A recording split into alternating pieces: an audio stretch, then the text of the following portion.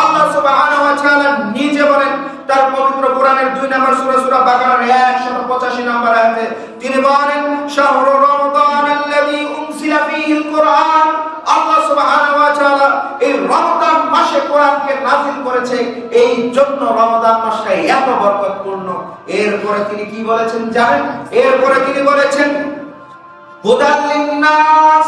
আল্লাহ সুবহানাহু ওয়া তাআলা বলেছেন এই কোরআনের মধ্যে মানুষের জন্য রয়েছে হেদায়েত। আর তুমি যে দোয়া করো আল্লাহর কাছে, আল্লাহ আমাকে হেদায়েত দিন, আল্লাহ আমাকে হেদায়েত দান করুন, আর তুমি কি কোনোদিন খুলে দেখেছো সেই কিতাব, যে কিতাব তোমাকে বলছে আমি তোমাকে হেদায়েত দান করব, আমি তোমাকে সঠিক পথ দেখাবো, আমি তোমাকে তোমার রবকে পরিপূর্ণভাবে চিনাবো, আমি তোমাকে জানাবো তোমার রাসূল কে ছিল, আমি তোমাকে জানাবো তোমার পূর্ববর্তী জাতিরা কেমন ছিল, আমি তোমাকে জানাবো তোমার পূর্ববর্তীরা জাতি কি জন্য ধ্বংসপ্রাপ্ত হয়েছে, আমি তোমাকে জানাবো তোমার ইসলাম ধর্মের গোটা ইতিহাস। তোমার কোরআন তোমাকে এই কথা বলে, যে কথা তুমি বুঝতেই পারো,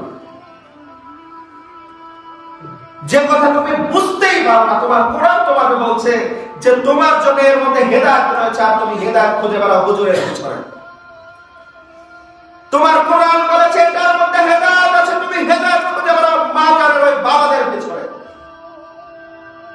সুতরাং শুনে রাখিও ভাই আমার, যেদিন তোমার কাছে তোমাকে কোরআন হেদায়েত দিবে, যেদিন তুমি কোরআনকে বুঝতে পারবে, যেদিন তুমি কোরআনকে পড়তে পারবে, সেদিন তুমি মনে করে নিও তুমি সঠিক ব্যক্তি হিসাবে, আদম সন্তান হিসাবে দুনিয়াতে টিকে রয়েছে।